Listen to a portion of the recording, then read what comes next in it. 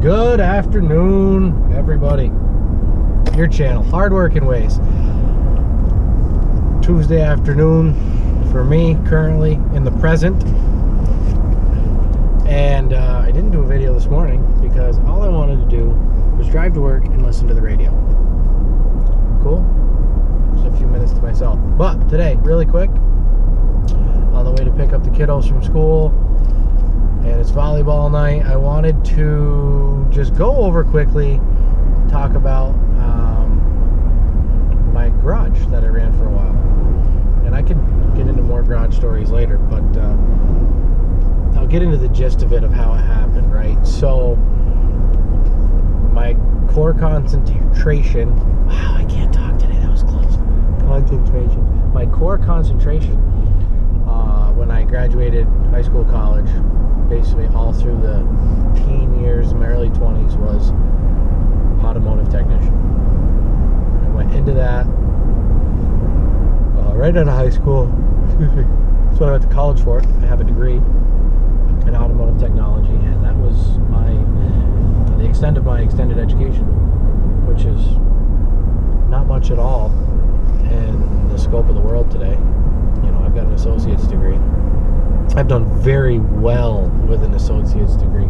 So that'll be a whole nother topic we'll talk about. Don't let me forget. Make a comment, write something, you know, and just remind me to talk about education versus trades and that consideration, because that's been a long-running and transitioning topic. I think people are starting to think about maybe getting into trades instead of necessarily all going to college and racking up a bunch of student loan debt.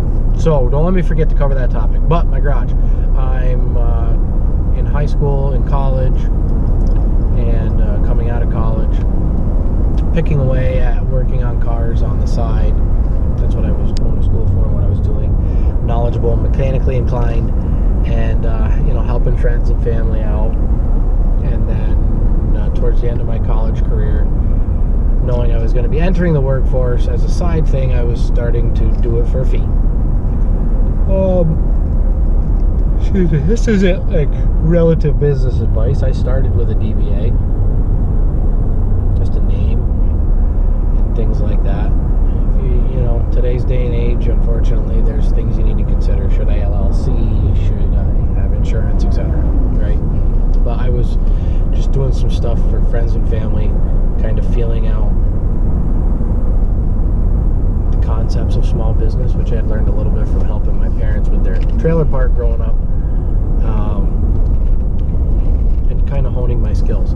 So then I decided to get into it a little deeper, and we had bought our first house in Morrisonville, my wife and I was working at Public Works as a mechanic. I had worked at a Chevy dealership for a number of years, Chevy Subaru dealership for a number of years, and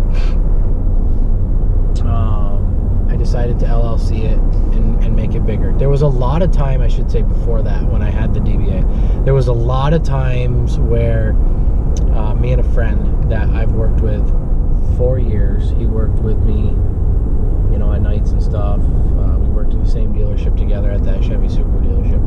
We would get hired by like a local contractor, local plumbing outfit, to do the maintenance on their vehicles for them specifically, right? So they just paid us. We didn't really charge them our fee. They just paid us an hourly wage to do maintenance on their vehicles. We'd pick a day a week. Listen, that chewed up a lot of Saturdays and Sundays where I worked instead of playing.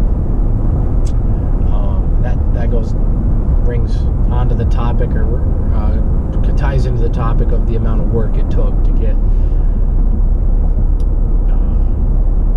the things accomplished that I have, you know. And then I decided to LLC it. I'm done working for other people and keeping it small, and I was going to work more hours, which I did.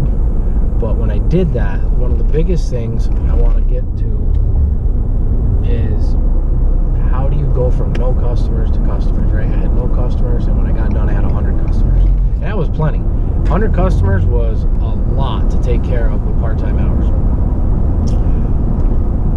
Still a very small business compared to most shops. But I was one man, me, my wife, you know, she was working, I was working, and we were doing this on the side. And what I did was I bought a used Jeep Wrangler, no, Grand Cherokee, no, used Jeep Cherokee, just Cherokee, square body, one of my favorites. Okay. And I didn't have much money invested in it, maybe $600 plus a little bit of maintenance to fix it up. Just need like a wheel bearing, some exhaust work, maybe a U-joint, things like that. Pinion seal, they all need pinion seals, that generation. They leak like crazy. And then what I would do to help gain interest in what I was doing, people love convenience, right? So my tactic was convenience. I would take the Jeep, I'd drop it off to people, they could drive it for a day or two. They had insurance, they had a car. If it got wrecked, it was out a $600 Jeep, you know what I mean? I would take their car, I would fix it, I would bring it back, I'd get my Jeep back. And it worked. That's how I grew my customer base. Until I couldn't time-wise do that anymore. And then at that point, even having a loaner vehicle available to people was a new concept. It wasn't very popular at the time. When they came to me, I would provide the loaner vehicle if it wasn't being used by somebody else within the extent possible. And I'd fix their car, they'd come back, they'd get it, right? That loaner vehicle convenience concept grew my business exponentially. I had 100 customers. I couldn't keep up. And when I retired or got done doing garage work at night, so I could spend more time with my family, it was very hard to get the 100 customers, excuse me, onto another vendor repair shop that was I was happy sending their business to. But that was the ticket for me. That was the defining decision, because it was very hard. You're trying to break into a market in your 20s where people are like, who's this young guy? You know, I don't know if I should trust him to work on my car. So I had to build that business complete word of mouth, and it paid dividends, because when we moved the garage to the house, we're located in the Adirondack Park, northern New York. So, and it was, you know, small business, local town stuff. The permitting for me to run that as like a home office deal, right, as a little side gig, basically required no advertisement, no signage, no lighting, none of it. So that business had to remain word of mouth. And you know, I had some people that said, you're never going to have any business out there. Well, guess what? My business did not go away. My customers came to me. But you do a good job. You take care of your customer. You fix their things. You provide a reliable service at a good price. I had the incentive of trying to always, within reason, provide a loaner car, especially when getting started. That was the determining decision on growing my customer base, because I got a lot of new customers. You know, hey, I hear you do this. Yeah, and I mean, even at first, there was times where they weren't bringing them to me. I was going to get them from them. You know, they didn't even have to leave work. And you know, it's just doing what you got to do to grow your customer base. And that it really paid dividends in the development of that. Like I said, it was still a very, very small business venture, but it was successful. And it was successful because of little things like that. So it's just a tip. Don't be afraid to think outside the box. And there was no, to me, there was no, it was all net benefit. There was no anticipated loss in that situation for me with the business. I had no customers. And I was trying to go a business. So what was I going to end up with? Less customers for having a loaner car? And you know, I had a spare vehicle. I fixed the Jeep up. I would have had no problem just selling the Jeep if I didn't need it or couldn't use it. So there was no reason to think there was going to be a loss for me when it came to that whole situation. So I went with it, and it worked great. All right, that's it for today. Everybody enjoy their afternoon. Stay positive. Keep up the hard work. And